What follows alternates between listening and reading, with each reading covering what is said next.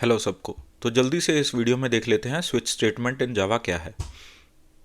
Switch statement if else की तरह ही एक कंडीशनल स्टेटमेंट है। इसको हम एक एग्जांपल से समझने की कोशिश करते हैं। पहले तो सबसे पहले मैंने एक नंबर लिया इंट, तो मुझे क्या करना है, day of the week print कराना है। सो अगर नंबर 1 हुआ तो Monday and so on till Sunday, right. So सबसे पहले स्विच स्टेटमेंट की सिग्नेचर देखते हैं। सबसे पहले आएगा स्विच, सो हम लिखेंगे स्विच, यही ब्रैकेट में आएगी condition, condition in the sense number. So इसके बाद आएगा ब्लॉक, स्विच का ब्लॉक आएगा। फिर आएंगे केसेस। सो केस अगर तो नंबर 1 हुआ तो मुझे क्या करना है, मुझे प्रिंट कराना है मंडे। तो मैं इधर लिखूंगा नीचे इसी केस के under Monday, system dot out dot print L N Monday. Similarly ऐसे ही सभी केसेस हम लिख देंगे। तो मैंने सारे केसेस लिख दिए। अब अगर नंबर की वैल्यू होगी 1 तो वो प्रिंट कराएगा मंडे, अगर वैल्यू होगी 2 तो वो प्रिंट कराएगा ट्यूसडे। अभी इसके साथ हमें एक और चीज़ समझनी है, हमें हर केस के बाद ब्रेक स्टेटमेंट लिखनी है। वो क्यों लिखनी है हम समझते हैं। पहले मैं सभी केस के बाद ब्रेक स्टेटमेंट लिख देता हूँ।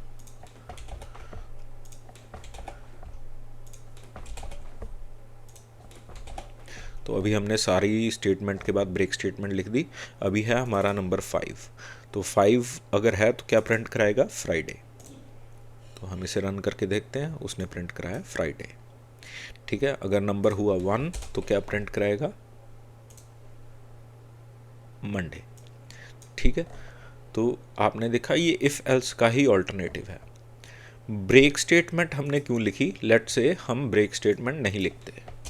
ठीक है, ब्रेक स्टेटमेंट का आपको फॉर लूप से भी अंदाज़ा हो ही गया होगा। ब्रेक स्टेटमेंट का क्या मतलब है। ब्रेक स्टेटमेंट का मतलब है लूप से एग्जिट हो जाना। तो मैंने इसको सारी ब्रेक स्टेटमेंट को रिमूव कर देते हैं हम बारी बारी करके। ठीक है, अब अगर मैं नंबर इधर 5 ही लेता हूँ तो देखते हैं क्या प्रिंट कराता है।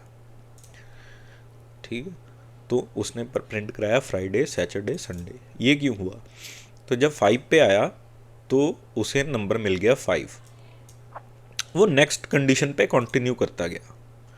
ठीक है, वो केस की वैल्यू ट्रू हो गई थी तो उसके बाद वाले उसने सारे प्रिंट करा दिए। सिमिलरली इफ़ मैं 1 लिखता हूँ तो वो मंडे से लेके फ्राइडे तक सब प्रिंट करा देगा, क्योंकि पहले ही केस में उसकी वैल्यू ट्रू हो गई थी। तो ब्रेक क्या करता है, जैसे उसे कहीं भी केस की वैल्यू मिल गई, जैसे इधर 5 मिल गया, नंबर की वैल्यू हो गई 5, तो वो उधर उस ब्लॉक को एग्जीक्यूट करेगा एंड उसके बाद एग्जिट कर जाएगा, आगे नहीं जाएगा, आगे का कोई केस नहीं देखेगा। ठीक है, तो ये इसलिए आपको ब्रेक लिखना ज़रूरी है। अभी एक नेक्स्ट कॉन्सेप्ट देखते हैं। अब लेट से मुझे 7 से बड़ा नंबर कोई आ गया, राइट। सो उसको हम कैसे हैंडल करेंगे, तो 1 से 7 के लिए तो हमारे पास डेज हैं। ठीक है, अगर 7 से बड़ा नंबर कोई आ गया तो हम लिखेंगे डिफ़ॉल्ट। ठीक है, तो इधर हम प्रिंट करा देते हैं नंबर नॉट वैलिड, यानी कि ये नंबर वैलिड नहीं है डिफ़ॉल्ट केस के लिए। सो इधर हम अगर 8 लेते हैं जो कि 1 से 7 में एग्जिस्ट नहीं करता, तो अभी हम प्रिंट करा देखते हैं रन करके कोड को। तो वो प्रिंट करेगा नंबर नॉट वैलिड, यहाँ पे कोई भी नंबर हो, जैसे 100 हो। ठीक है, तो नंबर नॉट वैलिड। जो हमारे डिफ़ॉल्ट केस थे वो तो चल ही रहे हैं, जैसे 1 2 7 के लिए वो तो चलेगा ही, 3 के लिए प्रिंट कराएगा वेंसडे।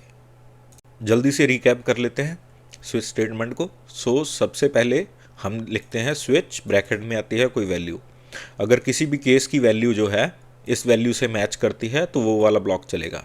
अगर कोई भी वैल्यू जो है इन केसेस वो इस नंबर से मैच नहीं करती तो चलेगा हमारा डिफ़ॉल्ट वाला कोड। अब देखते हैं इसमें ही एक अगला कॉन्सेप्ट। तो इसी प्रोग्राम में हम एक नेक्स्ट केस देखते हैं। लेट से मुझे 1 से 5 नंबर के लिए प्रिंट कराना है वीकडे और 6 और 7 के लिए मुझे प्रिंट कराना है वीकेंड। तो हम क्या कर सकते हैं, केसेस को ग्रुप कर सकते हैं। ठीक है, तो मैं ये सभी हटाता हूँ इधर से। यहाँ पे लिखते हैं हम वीकडे, यहाँ पे लिखेंगे हम वीकेंड। तो rather than repeating all the weekdays weekdays weekdays, हम इन सबको ग्रुप कर सकते हैं साथ में। सो केस 1 के लिए, 2 के लिए, 3 के लिए, 4 के लिए, 5 के लिए ये ब्लॉक चलेगा, 6 के लिए, 7 के लिए ये ब्लॉक चलेगा। तो अगर कोई भी कंडीशन एग्जिस्ट नहीं करती तो फिर डिफ़ॉल्ट ही चलेगा। तो अभी हम इसको रन करके देखते हैं। 3 वीकडे है। अगर मैं इधर 6 लेता हूँ तो वीकेंड है। जल्दी से रिकैप कर लेते हैं इस पूरी वीडियो को। इस वीडियो में हमने देखा स्विच स्टेटमेंट। स्विच स्टेटमेंट के सिग्नेचर आपने देखे, कैसे लिखना है स्विच, उसके बाद आएंगे कुछ वेरिएबल, फिर आएंगे केसेस, केसेस के अंडर आएगा जो कोड आपने एग्जीक्यूट करना है वो। इसकी आप डिफ़ॉल्ट स्टेटमेंट दे सकते हैं, अगर कोई भी केस एग्जिस्ट ना करता हो फिर वो डिफ़ॉल्ट स्टेटमेंट चलेगी। केसेस को आप ग्रुप कैसे कर सकते हैं हमने वो देखा, इसकी आप प्रैक्टिस कीजिए। नेक्स्ट वीडियो में हम देखेंगे कुछ नॉन प्रिमिटिव टाइप्स इन जावा, जैसे कि स्ट्रिंग और इंटीजर। तो उसके बाद हम देखेंगे जावा में अरेज क्या होते हैं। वीडियो अच्छी लगे तो लाइक शेयर सब्सक्राइब जरूर करें। Thank you.